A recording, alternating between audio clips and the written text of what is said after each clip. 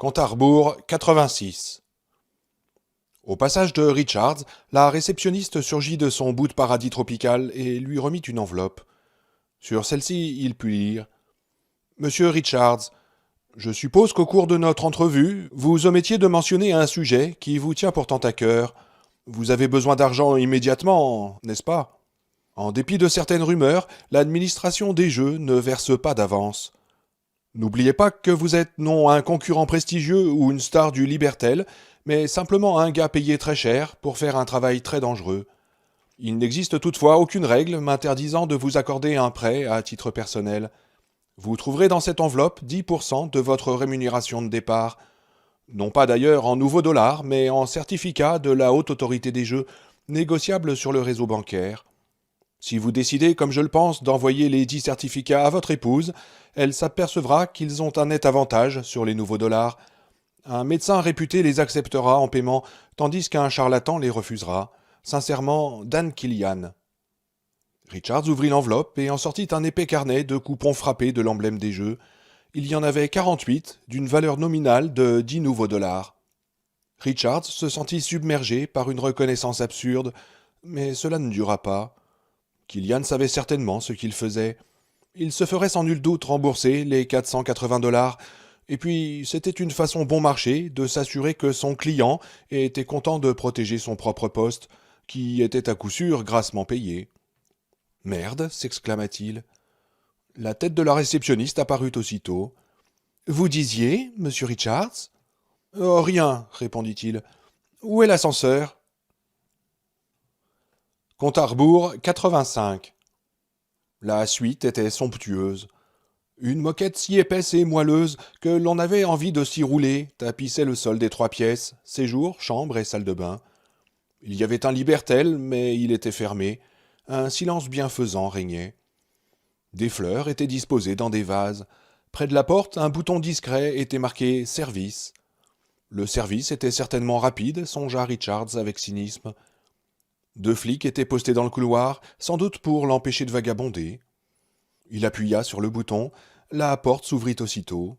« Oui, monsieur Richards ?» demanda un des flics. « Le bourbon que vous avez commandé arrive de suite. » Ça devait lui faire mal d'être aussi poli. « Oh, ce n'est pas pour ça que j'ai sonné, » dit Richards en sortant le carnet de coupons. « Je voudrais envoyer cela à quelqu'un. »« Écrivez le nom et l'adresse, monsieur Richards, » dit le flic. « Je le ferai porter sans tarder. » Richards sortit de son portefeuille la facture du cordonnier. Après y avoir marqué son adresse et le nom de Sheila, il la donna au flic avec le carnet de coupons. Il allait refermer la porte lorsqu'une autre idée lui vint. « Un moment, s'il vous plaît. » Il reprit le carnet que le policier tenait à la main et déchira soigneusement, en suivant les pointillés, une section du premier coupon. Valeur nominale, 1 nouveau dollar. « Vous connaissez un de vos collègues, nommé Charlie Grady ?» demanda Richards. « Charlie, bien sûr, » dit le flic avec méfiance. « Qu'est-ce que vous lui voulez, monsieur Richards ? » ?»« Donnez-lui ça, et dites-lui que les 50 cents de trop sont pour les intérêts. » Le flic allait partir lorsque Richards le rappela une seconde fois. « N'oubliez pas de m'apporter les reçus. » Le flic prit une expression dégoûtée. « Je vois que vous avez confiance en l'humanité. » Richards eut un pâle sourire. « C'est vous et vos copains qui m'avez appris à être comme ça. Au sud du canal, vous m'avez tout appris à ce sujet. »« Je sens que l'émission va être super, » dit le flic. « Ça me fera plaisir de les voir vous coincés quand je regarderai le Libertel sur mon sofa, une canette de bière dans chaque main. »« En tout cas, n'oubliez pas les reçus, » dit Richards en fermant doucement la porte. Le bourbon arriva 20 minutes plus tard. Richards dit au serveur de lui amener 2 ou 3 gros romans. « Des romans ?» fit l'homme, interloqué. « Oui, vous savez, des livres, imprimés sur du papier. » Il mima le geste de tourner les pages. « Bien, monsieur, je ferai mon possible. Monsieur désire commander le dîner ?» Ça dépassait la dose. Richards imagina un cartoon. Un homme tombe dans un puisard et se noie dans un énorme tas de merde rose sentant le numéro 5 de Chanel. Quand il en a plein la bouche, il s'aperçoit que, rose ou pas, elle a bel et bien un goût de merde. « Oui, » dit Richards. « Apportez-moi un steak dans le filet, des petits pois et des pommes mousselines. » Mon Dieu, et Sheila qui devait se contenter d'une pilule de protéines et d'une tasse de café synthétique. « Et puis, du lait et de la tarte aux pommes chaudes, » ajouta-t-il.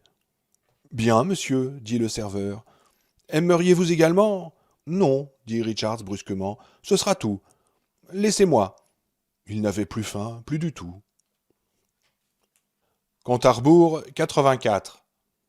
Le serveur a dû prendre mes recommandations à la lettre, pensa Richards en ricanant intérieurement. Il avait manifestement choisi les livres avec un double décimètre pour seul guide. Tout ce qui a plus de 5 centimètres d'épaisseur est OK. Il lui avait amené 3 livres dont il n'avait jamais entendu parler, 2 vieux, Dieu est anglais, et En pays de connaissance, ainsi qu'un gros volume publié 3 ans auparavant, Le plaisir de servir. Richards jeta d'abord un coup d'œil sur ce dernier. Un pauvre gars qui travaille à la General Atomics. Il commence comme nettoyeur de machines, puis devient aide mécano. Il prend des cours du soir. Des cours de quoi se demanda Richards. De finances supérieures. Et au cours d'une orgie de quartier, il tombe amoureux d'une fille. Apparemment, la syphilis ne lui avait pas encore rongé le nez.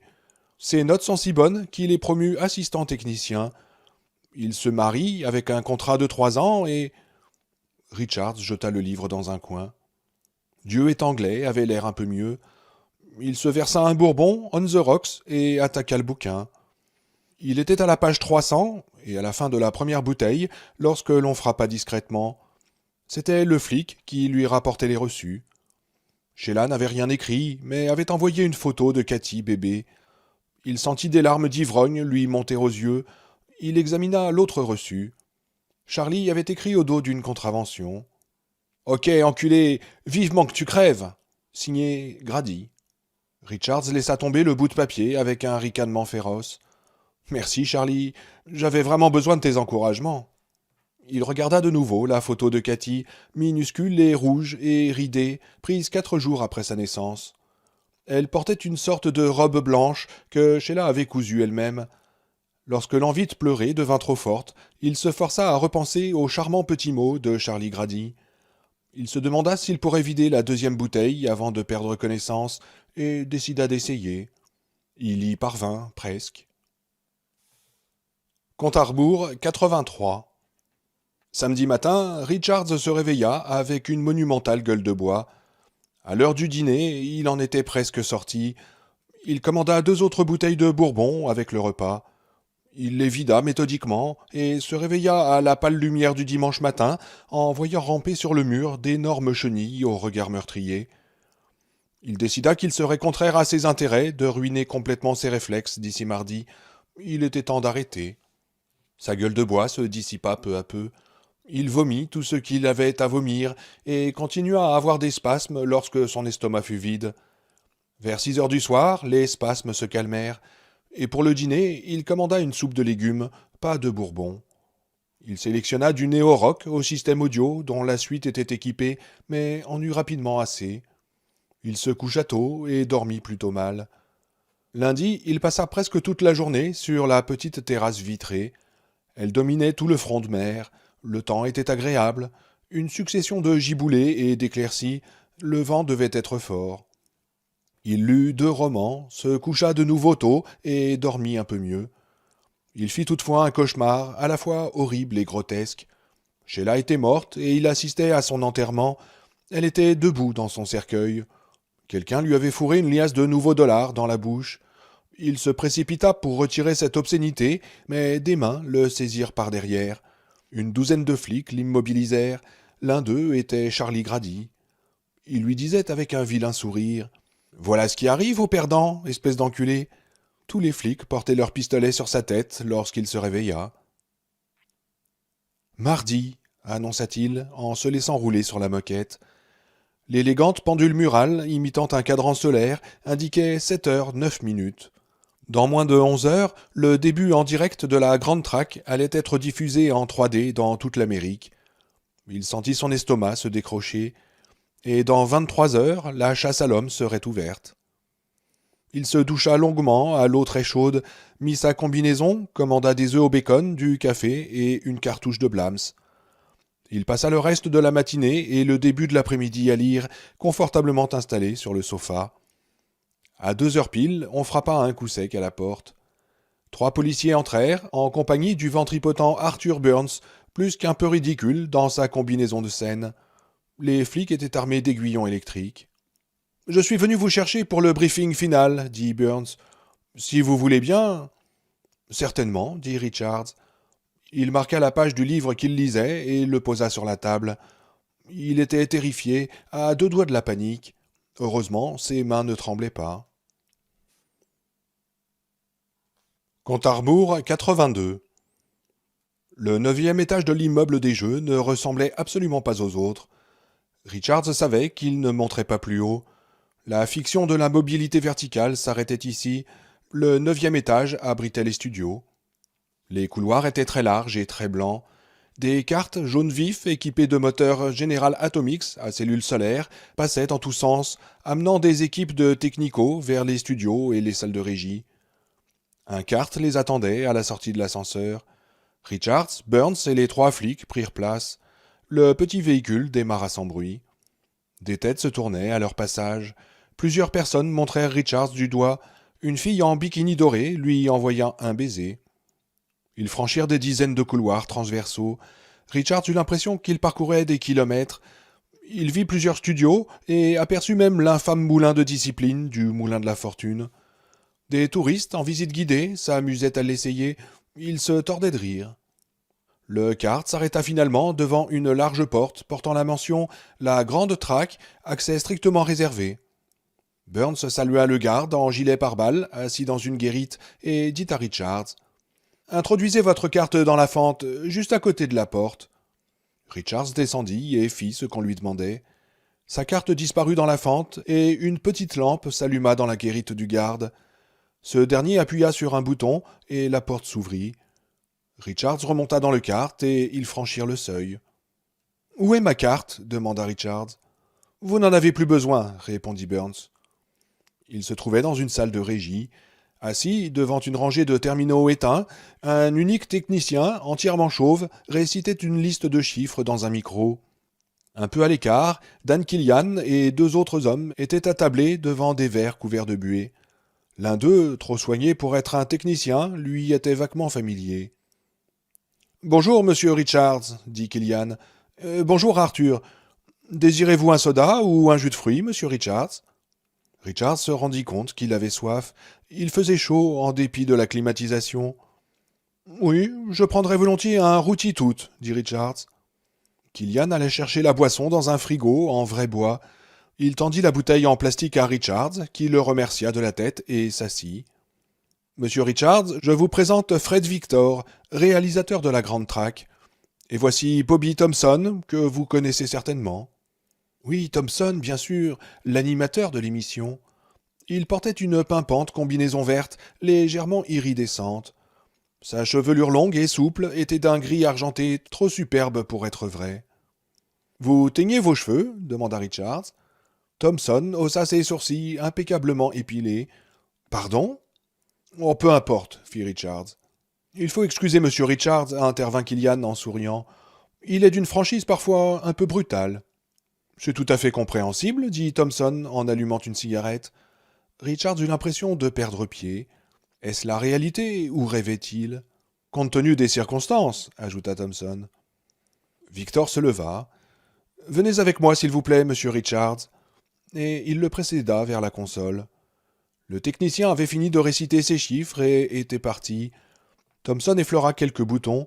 Des vues du décor de la Grande Track, prises sous divers angles, apparurent sur des écrans.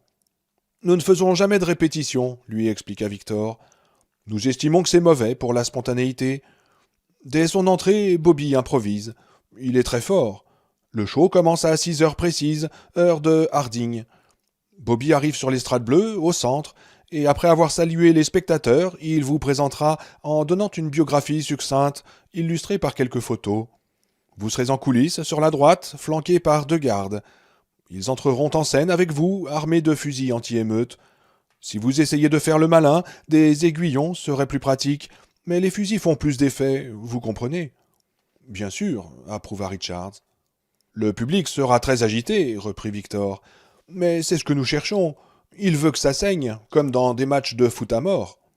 Ah ouais, on pourrait me tirer dessus à blanc, non ? Fit Richards. Avec quelques sacs de sang qui crèveraient au bon moment. Ça ferait un sacré effet, non ? Victor ne réagit pas. Maintenant, écoutez-moi bien. À l'appel de votre nom, vous entrez en scène avec les gardes. Dès que le public se sera un peu calmé, Bobby vous interviewera. N'hésitez pas à vous exprimer avec violence, inutile de mâcher vos mots. Tout ça, c'est du bon spectacle. Ensuite, vers 6h10, juste avant la première pub, on vous remettra votre avance et exit, sans garde. La porte est par la gauche de la scène. Vous avez bien compris? Oui, dit Richards. Et Loglin dans tout ça? Victor se renfrogna et alluma une cigarette. Il arrivera vers 6h15, après la pub, répondit Victor. Nous préférons avoir 2 concurrents, parce qu'il arrive souvent qu'un d'eux soit, disons, incapable d'échapper longtemps aux chasseurs. Et vous gardez le gosse en réserve? Demanda Richards. Ah, monsieur Jansky, oui, répondit Victor. Mais cela ne vous concerne pas, monsieur Richards. Lorsque vous sortirez par la gauche, on vous remettra une caméra vidéo de la taille d'une boîte de cigares. Elle pèse 3 kilos, ainsi que 60 cassettes miniaturisées. Le tout tient aisément dans une poche, un triomphe de la technologie moderne. Ah, super, dit Richards.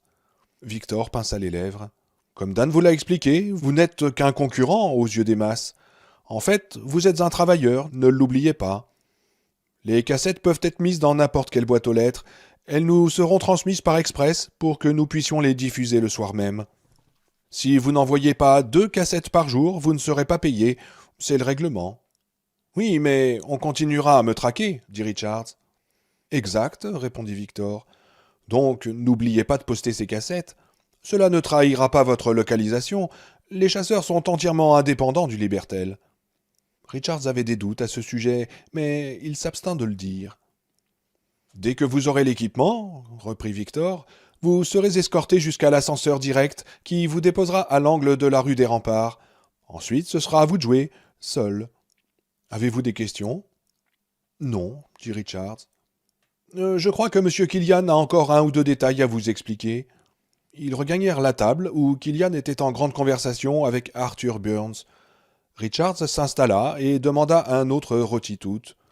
Killian le servit avec obligeance, puis le regarda de ses yeux étincelants. Comme vous le savez, monsieur Richards, vous quitterez le studio sans armes. Cela ne signifie pas que vous n'ayez pas le droit de vous en procurer par n'importe quel moyen, légal ou non. Au contraire, vous ou vos héritiers toucherez un supplément de 100 nouveaux dollars pour tout chasseur ou représentant de la loi que vous réussiriez à éliminer. C'est... Oh, je sais, dit Richards, c'est du bon spectacle. Killian eut un sourire ravi. Oui, absolument.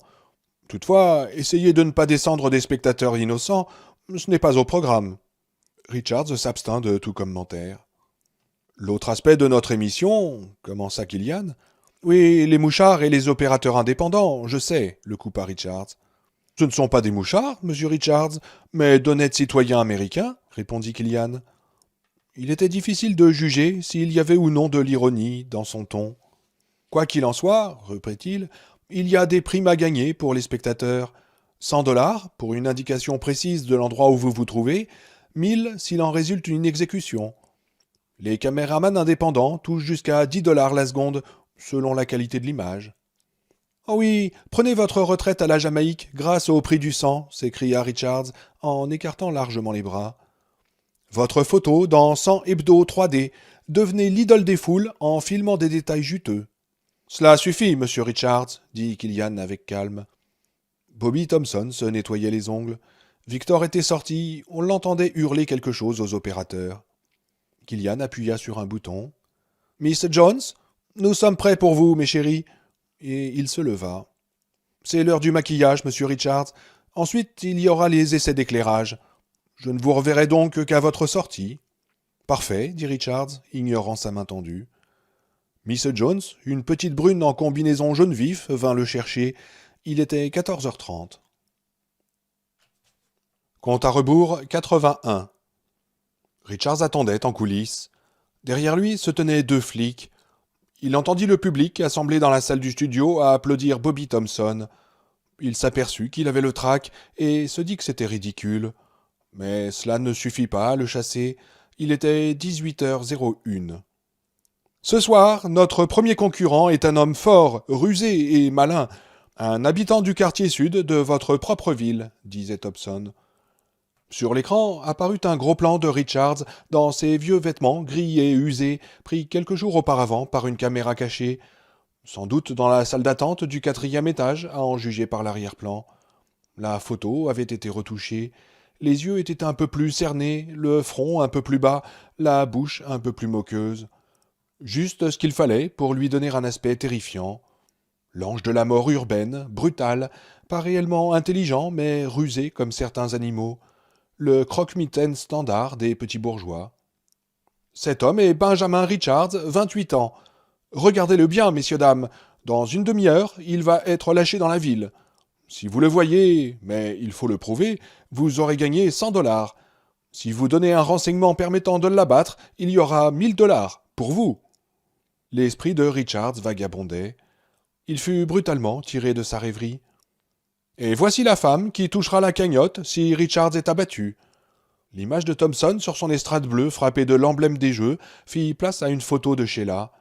Cette fois, les retoucheurs avaient eu la main lourde.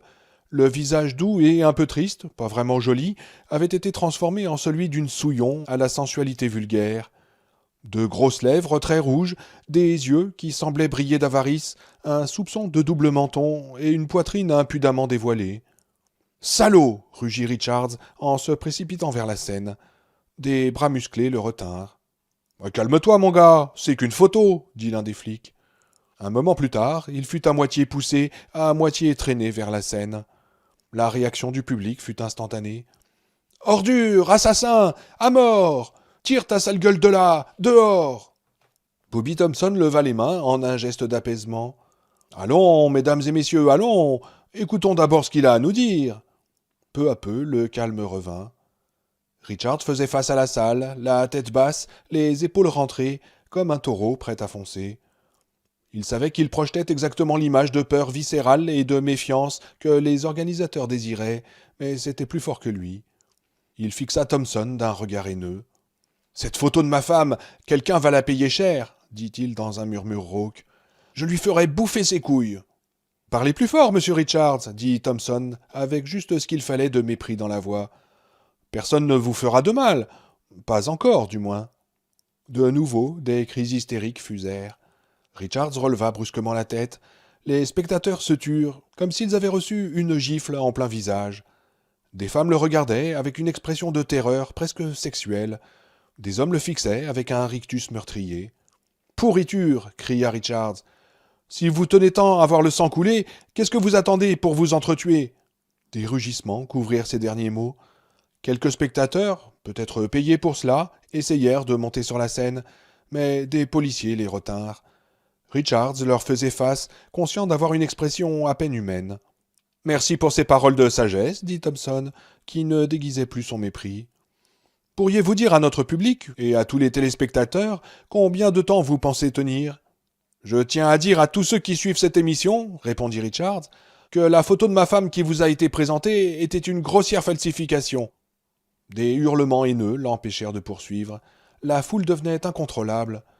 Thompson dut attendre plus d'1 minute avant de pouvoir répéter sa question. « Combien de temps pensez-vous tenir, monsieur Richards ?»« Je compte aller jusqu'au bout des 30 jours, dit Richards, avec un calme glacial.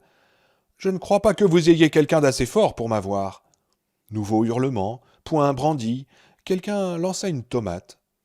Les bras levés, Bobby Thompson cria pour couvrir le tumulte. « Sur ces paroles de défi purement gratuites, monsieur Richards va nous quitter. Demain, à midi précise, la chasse commence. N'oubliez pas son visage. Il sera peut-être à côté de vous, dans un pneumo, ou dans un jet, ou dans une salle de 3D, ou peut-être le croiserez-vous dans la rue. Ce soir, il est à Harding, mais demain, New York, Boise, Albuquerque, Columbus, ou caché derrière votre maison. Et le dénoncerez-vous ?» Un cri assourdissant surgit de 1000 gosiers. « Oui !» Richards leva soudain la main, le majeur et l'index écartés pour former un V, signe de la victoire. Cette fois, ils se précipitèrent en masse sur la scène.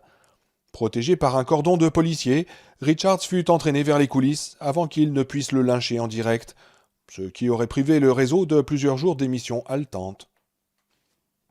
Compte à rebours 80. Killian l'attendait en coulisses, plié en deux de rire.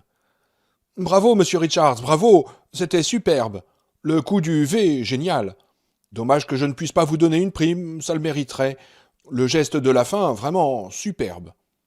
Il faut toujours contenter son employeur, dit Richards, tandis qu'une pub apparaissait sur les écrans. Donnez-moi cette foutue caméra et allez vous branler ailleurs. Ce n'est pas dans mes goûts, répondit Killian, sans cesser de sourire. Mais voici la caméra. Il la prit des mains d'un technico qui y attendait à proximité. Chargée et prête à fonctionner. Et voici les cassettes, lui dit-il. Il lui tendit une petite boîte oblongue et étonnamment lourde pour sa taille. Il glissa la caméra dans une des poches de sa combinaison et les cassettes dans l'autre. Bien, fit Richard. Où est l'ascenseur? Pas si vite, dit Killian. Vous avez bien 1 minute. 13, en fait. Votre avance de 12 heures ne commence officiellement qu'à 6h30. Les hurlements de rage avaient repris. En regardant par-dessus son épaule, Richards vit que Loglin était en scène. Il aurait voulu pouvoir lui souhaiter bonne chance.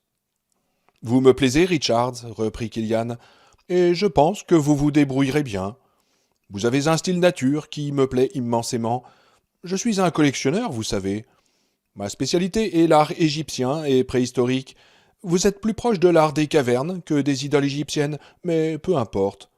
J'aimerais pouvoir vous mettre dans ma collection à côté des peintures rupestres asiatiques. Eh bien, accrochez mon électroencéphalo au mur, espèce de salaud, répondit Richards. Ils ont dû le garder en bas. J'aimerais par conséquent vous donner un conseil, poursuivit Killian, ignorant l'insulte. En fait, vous n'avez pas une chance de vous en tirer. Personne ne peut survivre à une chasse à l'homme qui mobilise la nation entière, sans oublier l'entraînement et le matériel incroyablement sophistiqué des chasseurs. Mais si vous adoptez un profil bas, vous durerez plus longtemps. Servez-vous davantage de vos jambes que des armes que vous pourrez trouver. Et il leva l'index pour donner plus de poids à ses mots. Restez près des pauvres, des gens comme vous. Évitez ces braves bourgeois, ils vous haïssent. Vous symbolisez toutes les peurs de cette époque instable et ténébreuse. Ce n'était pas que du théâtre dans la salle. Ils vous haïssent de toutes leurs tripes, monsieur Richards. Vous l'avez senti, n'est-ce pas? Oh oui, je l'ai senti, répondit Richards. Mais moi aussi je les hais. Killian sourit. C'est bien pour ça qu'ils vont vous tuer. Il prit Richards par le bras. Sa poigne était d'acier. Par ici, venez. Derrière eux, Bobby Thompson harcelait Loglin à la grande joie de l'audience. Un couloir blanc dont les parois renvoyaient l'écho de leurs pas, et au bout un ascenseur. C'est ici que nous prenons congé, dit Killian. Express jusqu'à la rue, en 9 secondes. Pour la 4e fois, il lui tendit la main. Pour la 4e fois, Richards la refusa. Pourtant, il s'attarda un moment. Et si je pouvais monter, demanda-t-il, indiquant de la tête les 80 étages qui se trouvaient au-dessus d'eux. Qui pourrais-je tuer là-haut? Qui pourrais-je tuer si j'arrivais au sommet? Killian eut un rire qui n'était peut-être pas dénué de sympathie. Voilà ce qui me plaît chez vous, vous pensez grand. Il appuya sur un bouton et les portes s'ouvrirent. Richard monta dans l'ascenseur. Les portes commencèrent à se refermer. Profil bas, répéta Killian, et Richard se retrouva seul. Tandis que l'ascenseur tombait comme une pierre vers la rue, il sentit son estomac se décrocher. Compte à rebours 79. L'ascenseur s'ouvrait directement sur la rue. Un flic était posté juste à côté, à l'entrée du Nixon Memorial Park. Il ne se retourna même pas lorsque Richards sortit. Le nez levé vers la bruine qui tombait sans discontinuer, il tapotait songeusement son aiguillon électrique. Comme le ciel était couvert, il faisait déjà presque nuit. Les lampadaires étaient entourés de halos colorés. Les passants n'étaient guère plus que des ombres. Richards n'était lui-même qu'une silhouette anonyme. Il emplit ses poumons d'air épais et chargé d'humidité. C'était bon, en dépit de l'odeur sulfureuse. Il avait l'impression de sortir de prison, rien ne valait le grand air. Restez près des gens comme vous, lui avait dit Killian. Il avait raison, bien sûr. Richard n'avait pas besoin de lui pour le savoir. Il savait aussi que demain, à midi, lorsque la trêve serait finie, ce serait l'enfer à Co-op City, mais d'ici là, il serait loin. Il marcha pendant un bon quart d'heure, puis fit signe à un taxi. Il espérait que le libertel du taxi serait cassé, c'était souvent le cas. Pas de chance, celui-ci fonctionnait parfaitement. Sur l'écran, il aperçut le générique de la grande track, et merde. Vous allez où? Demanda le chauffeur. Robard Street, répondit-il. C'était à distance prudente de sa destination. Ensuite, il connaissait des itinéraires détournés pour se rendre chez Molly. Le vieux taxi à essence accéléra dans un grand fracas de pistons et de soupapes. Richards se renfonça dans le siège, revêtu de vinyle, espérant que l'ombre cacherait son visage. « Dites donc !» s'exclama soudain le chauffeur. « Vous êtes pas le gars que je viens de voir au Libertel, Pritchard ?»« Oui, c'est ça, » dit Ben avec résignation. « Pritchard. » La silhouette massive du building des jeux s'éloignait derrière eux. En dépit de sa malchance avec le chauffeur, il se sentait déjà plus léger. « Bah, mon vieux, » reprit le chauffeur, « on peut dire que vous avez pas froid aux yeux. Ils vont vous zigouiller, vous savez. Et comment? Faut vraiment que vous ayez des couilles. »« Oui, absolument, » approuva Ben. « Deux, juste comme vous. »« Ah, elle est bien bonne, celle-là, » répondit le chauffeur. « Super, faudra que je la raconte à ma femme. C'est une vraie fan des jeux. Faudra que je signale que je vous ai vu, mais pour les 100 $, c'est râpé.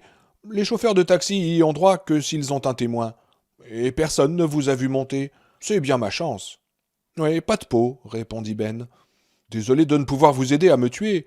Voulez-vous que je vous donne un mot certifiant que vous m'avez pris ?»« Vous feriez ça ?» demanda le chauffeur. « Bon Dieu, ce serait vraiment... » Il venait de franchir le canal.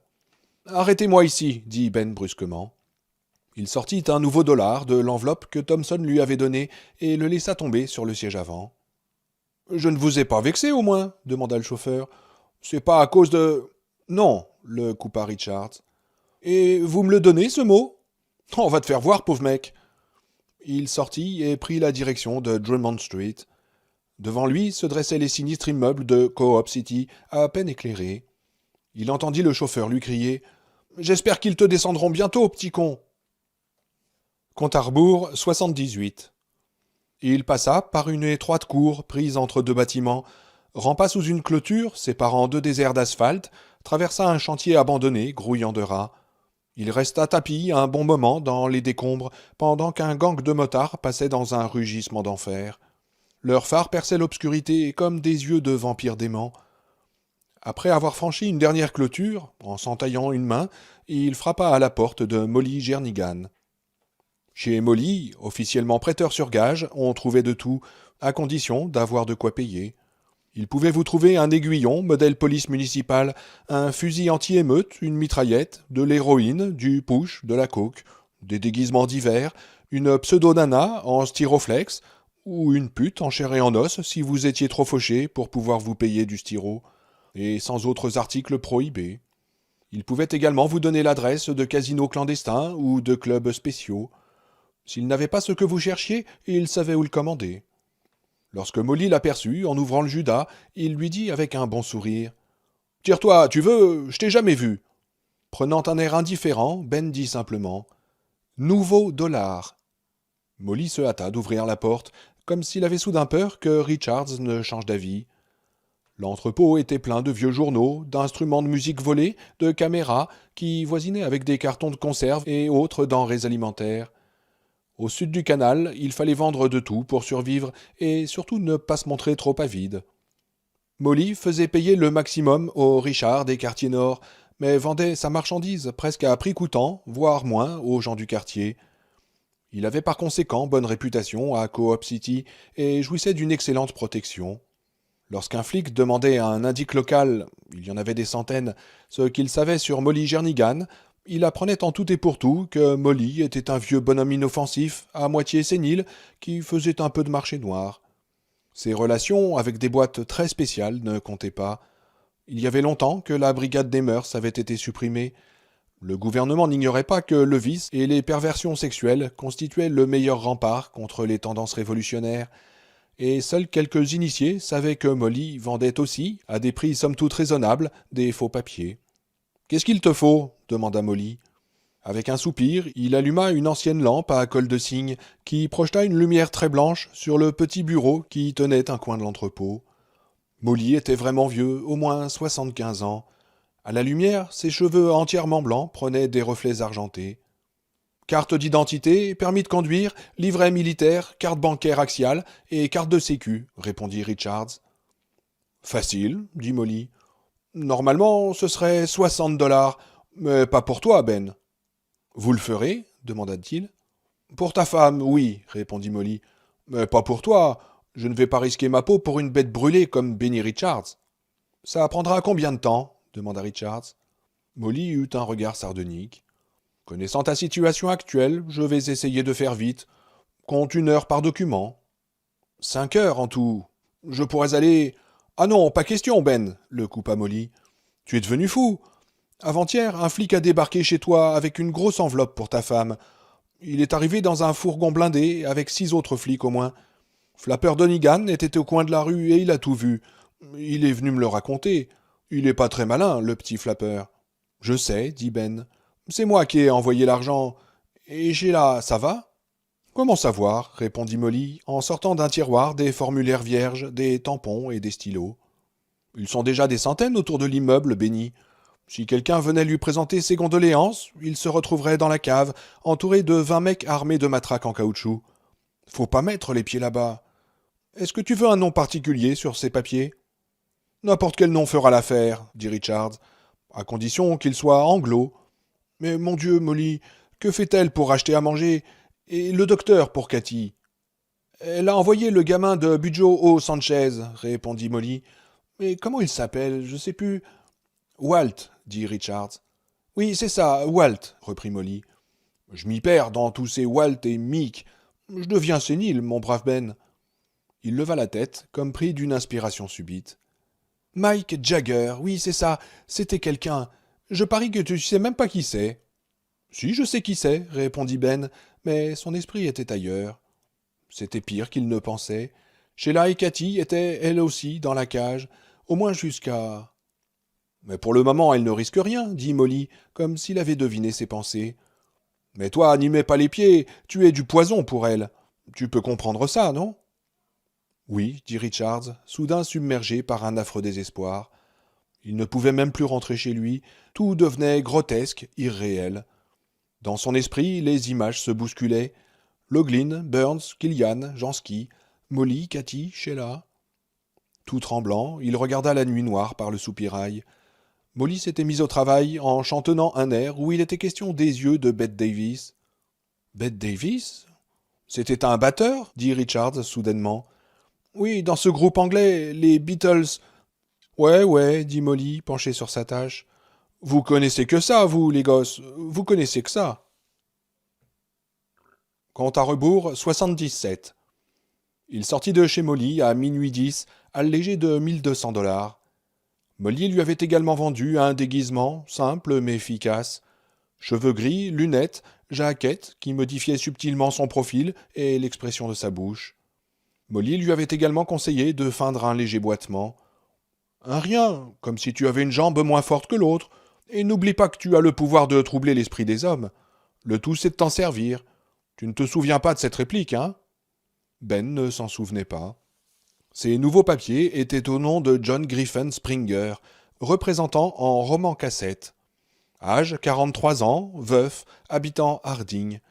Il n'avait pas le statut des technicos, cela valait sans doute mieux. Les technicos avaient un jargon bien à eux.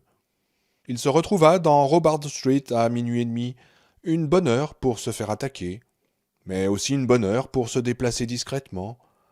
Il traversa le canal 3 kilomètres plus à l'ouest, juste avant le lac. Il vit un groupe de clochards assis autour d'un petit feu, beaucoup de rats, mais pas un seul flic.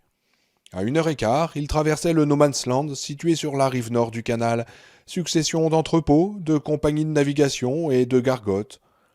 Un quart d'heure plus tard, entouré de la foule des fêtards allant de boîte en boîte, il estima qu'il pouvait sans risque prendre un taxi. Cette fois, le chauffeur le regarda à peine.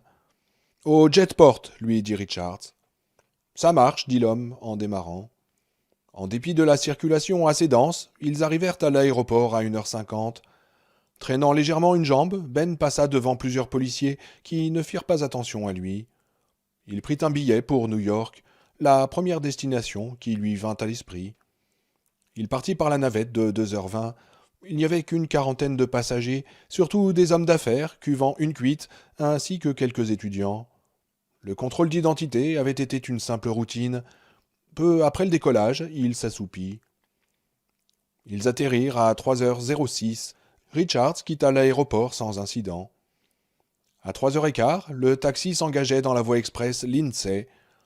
Il traversa Central Park en diagonale, et à 3h20, Richards se fondit dans la ville la plus peuplée du monde.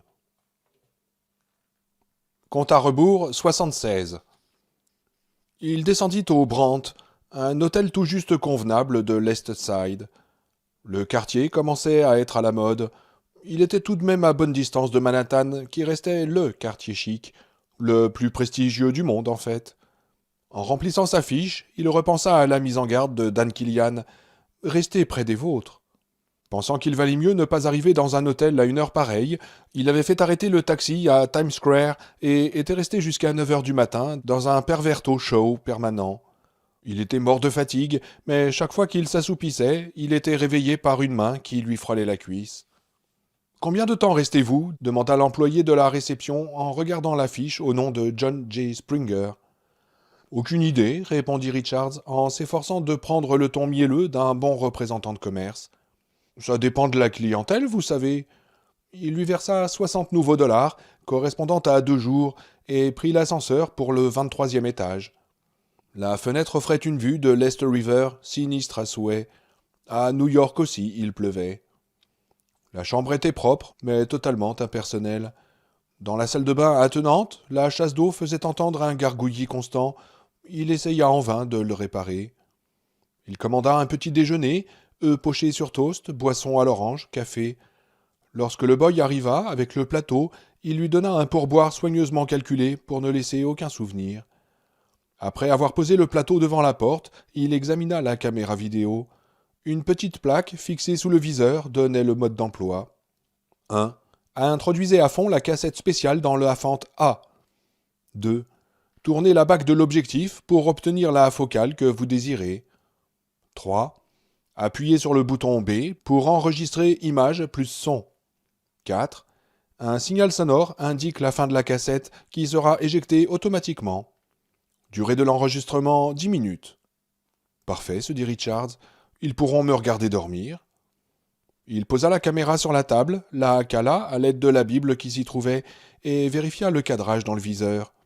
Un mur gris et anonyme, un lit parfaitement standard, rien qui pût indiquer le lieu où il se trouvait.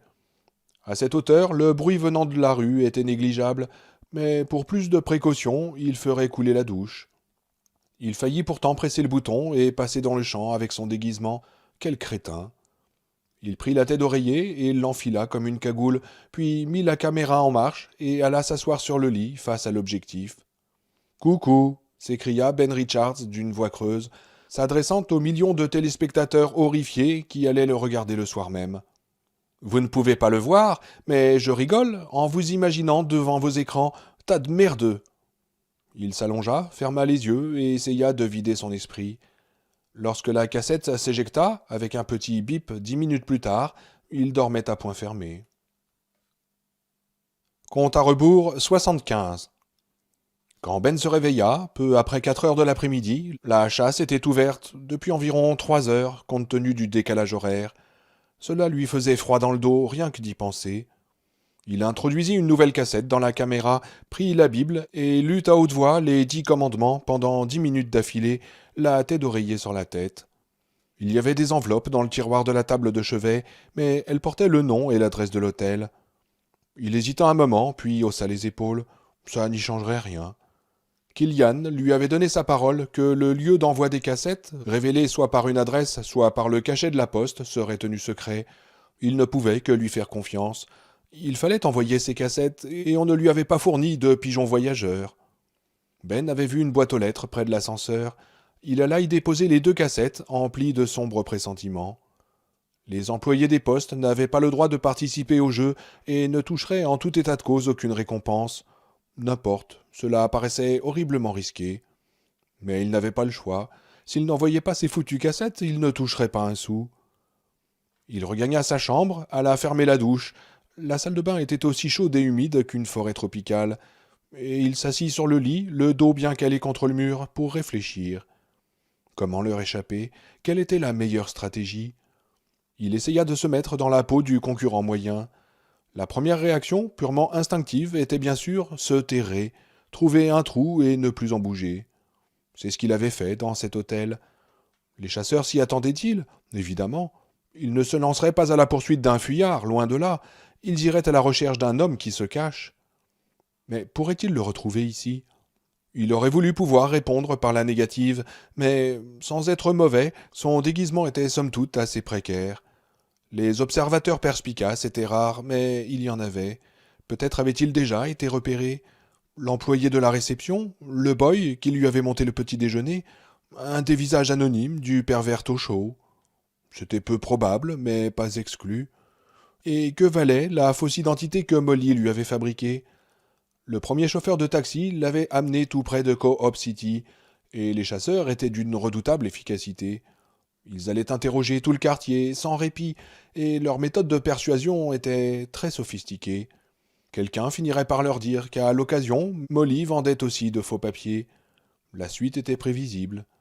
Molly leur tiendrait tête un moment pour montrer au voisinage qu'il avait du cran, puis finirait par cracher le morceau. Il ne tenait pas à voir son entrepôt partir en fumée. Ensuite, une simple vérification au jetport leur apprendrait la destination d'un certain John J. Springer. Tout cela s'ils trouvaient vraiment Molly. Il faut supposer qu'ils le trouveront. Alors partir d'ici, mais pour aller où? Ben n'en avait aucune idée. Il avait passé sa vie entière à Harding, dans le Midwest. Il ne connaissait pas la côte Est, pour lui c'était l'inconnu.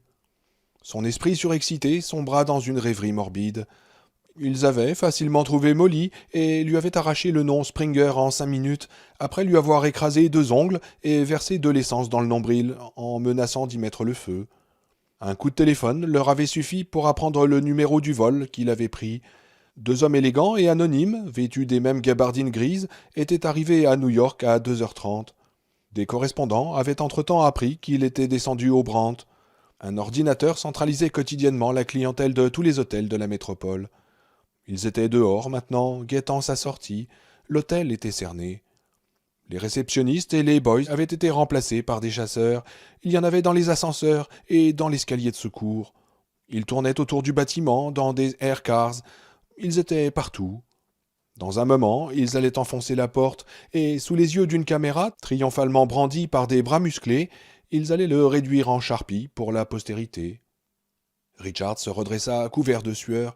Il fallait fuir, vite. D'abord Boston, ensuite il aviserait. Compte à rebours, 74. À 17h, il descendit à la réception. L'employé était tout souriant, sans doute parce que la fin de journée approchait. « Bonsoir, monsieur ?» Springer, dit Ben, qui lui rendit son sourire. « Il me semble que j'ai trouvé le bon filon, 3 gros clients, et je compte donc rester 2 jours de plus dans votre excellent hôtel. Si vous désirez que je règle d'avance… » « Avec plaisir, monsieur, » répondit l'employé. Les dollars changèrent de main. Souriant toujours, Ben regagna sa chambre. Le couloir était vide. Il accrocha la pancarte « Ne pas déranger » à la poignée et gagna rapidement l'escalier de secours. La chance était avec lui, il ne rencontra personne et sortit par la porte pare-feu sans être observé. Il ne pleuvait plus, mais des nuages menaçants s'accrochaient autour de Manhattan. Sans se donner la peine de boiter, Richards marcha rapidement jusqu'au terminus des bus électriques. Il était encore possible d'acheter un billet sans montrer ses papiers. « Boston », dit-il au caissier barbu. « 23 $. Prochain bus, 6h15. » Il paya, ce qui lui laissait un peu moins de 3000 nouveaux dollars. 1 heure d'attente. La gare routière était noire de monde. Beaucoup d'engagés du corps volontaire, avec leurs bérets bleus, leurs visages juvéniles et brutaux. Il acheta un magazine Perverto, s'assit sur un banc près du panneau indiquant Boston et se cacha le visage derrière le périodique, tournant de temps en temps une page pour ne pas ressembler à une statue. Lorsque le bus arriva, il referma le magazine, puis se joignit au groupe qui attendait devant les portes pneumatiques. « Hé, vous, là-bas !» Il se retourna. Un garde arrivait en courant. Paralysé de terreur, il aurait été incapable de s'enfuir. Ils allaient l'abattre comme un chien dans cette gare routière crasseuse, devant ce mur couvert de graffitis obscènes, sur ce trottoir plein de chewing-gum écrasé. « Arrêtez-le ! Arrêtez-le !» Le garde changea brutalement de direction. Ce n'était pas du tout à Richards qu'il en voulait, mais à un gosse d'aspect misérable qui courait à toutes jambes vers les escaliers, se frayant un chemin dans la foule en faisant tournoyer un sac à main qu'il tenait à bout de bras. Le garde et sa proie disparurent, montant les escaliers 4 à 4. Les voyageurs, qui avaient regardé la scène avec un vague intérêt, commencèrent à monter comme s'il ne s'était rien passé. Glacé jusqu'aux os et s'efforçant de ne pas montrer qu'il tremblait, Richards s'affala sur un siège vers le fond du bus. L'alerte avait été chaude. Si j'avais eu un pistolet, je l'aurais descendu sur place. Dans son esprit, une autre voix ajouta « La prochaine fois, ce ne sera pas un petit pickpocket, ce sera toi. » À Boston, il fallait trouver une arme, absolument. Il se souvint de Loughlin, disant qu'il balancerait quelques salopards par la fenêtre avant qu'ils ne le massacrent. Le bus monta la rampe et commença à rouler vers le nord aux dernières lueurs du crépuscule. Compte à rebours 73. Le IMCA de Boston se trouvait en haut de Huntington Avenue. Au milieu du siècle passé, c'était un des meilleurs quartiers de la ville. Un gros bloc carré, noirci par les ans. La vieille enseigne au néon continuait à clignoter nostalgiquement en direction du quartier des théâtres et du vice, rappel d'une autre époque et squelette d'une idée assassinée. Lorsque Richards entra, le réceptionniste, un monsieur très digne et grisonnant, était en train de se chamailler avec un minuscule gamin noir vêtu d'un maillot crasseux qui lui arrivait aux genoux. L'objet de la dispute était apparemment un distributeur de chewing-gum placé près de la porte. « Mes 5 cents !» hurlait le gamin. « Je vous dis que la machine a gardé ma pièce, et j'ai pas eu de chewing-gum. »« Veux-tu filer d'ici, et en vitesse, sinon j'appelle le détective. »« Mais c'était ma seule pièce !» pleurnicha le gamin, dans une vaine tentative d'apitoyer le réceptionniste. « Cette sale machine me l'a prise !»« Si tu es encore là dans une seconde, j'appelle le détective, » rétorqua l'homme, en portant la main à un bouton, réel ou imaginaire, situé sous son bureau. Le gosse s'éclipsa aussitôt, non sans donner au passage un coup de pied rageur au distributeur. Le réceptionniste le regarda s'éloigner dans la rue, puis se tourna vers Richards en souriant. « On ne peut plus rien dire aux nègres, de nos jours. Si je dirigeais le réseau, je les mettrais tous en cage. »« A-t-il vraiment perdu ses 5 cents ?» demanda Richards, tout en écrivant sur le registre « John Dingan, venant du Michigan. »« Si c'est le cas, répondit l'homme, il les avait volés. Mais si je lui avais donné une pièce, il m'enverrait 50 de ses petits copains qui essaieraient tous le même coup. Leurs parents ne s'occupent pas d'eux, que voulez-vous? Ces enfants sont livrés à eux-mêmes. Combien de temps comptez-vous rester, monsieur Dingan ? » « Je ne sais pas encore, répondit Ben. Je suis venu pour affaires, tout dépendra du climat. » Il essaya un sourire onctueux. Lorsqu'il eut exactement la qualité requise, il l'élargit encore un peu. L'employé le reconnut aussitôt. Sans doute l'avait-il déjà vu dans son propre reflet sur le comptoir en faux marbre poli par des millions de coudes, et il lui rendit son sourire. « Ce sera 15,50 $, monsieur Dingan. » Il lui tendit une clé attachée à un rectangle de bois usé. « Chambre 512. »« Merci, dit Richards, et il paya. Heureusement que le IMCA existait. C'était l'un des rares endroits où l'on ne vous demandait pas vos papiers. Sur le chemin de l'ascenseur, il passa devant la bibliothèque de prêt chrétienne, faiblement éclairée par des globes jaunâtres pleins de chiures de mouches. Un vieil homme, portant une redingote noire râpée, tournait lentement les pages d'un pamphlet en s'humectant le pouce. En entendant sa respiration sifflante à travers la porte vitrée, Richards ressentit un mélange d'horreur et de pitié.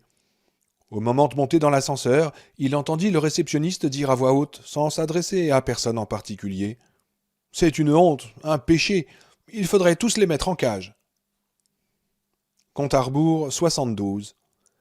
Le couloir du 5e étage sentait la pisse. Il était si étroit que Richards se sentit devenir claustrophobe. Le sol était couvert d'un tapis en jute, usé jusqu'à la corde, qui avait peut-être été rouge autrefois. Les portes étaient peintes en gris foncé. Plusieurs portaient des marques de coups de pied, d'autres des traces suspectes près de la serrure, comme si on avait tenté de les forcer avec un levier. Tous les 10 mètres, un écriteau disait « Défense de fumée dans le couloir, par ordre des services de lutte contre l'incendie ». En approchant des toilettes communes, situées au milieu du couloir, l'odeur d'urine devint presque suffocante. Pour Richards, c'était l'odeur même du désespoir.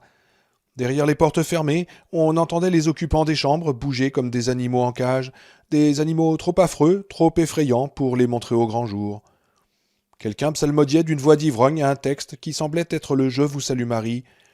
Ailleurs, c'était d'inquiétants bruits de succion. D'une autre porte venaient des airs de country western. Un grincement solitaire de sommier, des pleurs, des rires, le bruit d'une dispute pleine d'hystérie rentrée. Derrière d'autres portes, c'était le silence. Un homme à la poitrine creuse croisa Richards, une savonnette et une serviette à la main. Il portait un pantalon de pyjama retenu par une ficelle et des chaussons en papier. Richards ouvrit la porte de sa chambre et entra. Il y avait un gros verrou, il le poussa. Un lit, avec des draps presque blancs, et une couverture des surplus de l'armée. Un bureau en bois plaqué, dont un tiroir manquait, et au mur un chromo représentant Jésus. À l'angle de 2 murs, une barre de fer avec 2 porte-manteaux. Rien d'autre, sinon la fenêtre qui donnait sur l'obscurité. Il était 10h15 du soir. Il accrocha sa veste, ôta ses chaussures et s'allongea sur le lit, se sentant terriblement seul et vulnérable. L'univers semblait grincer et rugir comme un vieux taco descendant à toute allure une pente, conduisant à un abîme sans fond. Ses lèvres se mirent à trembler. Il pleura. La caméra était à portée de sa main, mais il n'enregistra pas ses larmes. Il regarda le plafond, parcouru de fines craquelures, comme certaines céramiques, et il essaya de réfléchir. Ils étaient à sa poursuite depuis 8 heures. Il avait donc gagné 800 $, même pas le montant de son avance. Et il ne s'était pas vu au Libertel. Il avait manqué l'épisode où il était coiffé de la tête d'oreiller. Où était-il maintenant? Toujours à Harding, à New York, en route pour Boston? Non, pas encore. Ce n'était pas possible. Le bus n'avait rencontré aucun barrage de police. Il avait quitté anonymement la plus grande ville du monde et était descendu ici sous un autre faux nom. Il ne pouvait pas l'avoir repéré, pas si vite. Boston serait sans doute sûr pendant 2 jours. Ensuite, quoi? Le New Hampshire, le Vermont? Ou bien Hartford, Philadelphie, voire Atlanta? À l'est, c'était l'océan, et au-delà, l'Angleterre et l'Europe.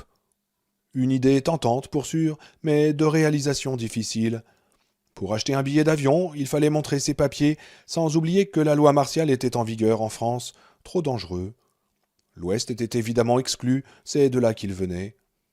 Il fallait absolument se procurer un pistolet, sans tarder, mais ce soir il était trop fatigué. Le voyage en car l'avait vidé, c'était fatigant d'être un fugitif. Richards avait besoin de sommeil, il avait la certitude instinctive, presque animale, que bientôt il dormirait dans un fossé à moitié gelé, on était en octobre, ou dans un égout. Le pistolet attendrait bien un jour. Il ferma la lumière et attendit le sommeil.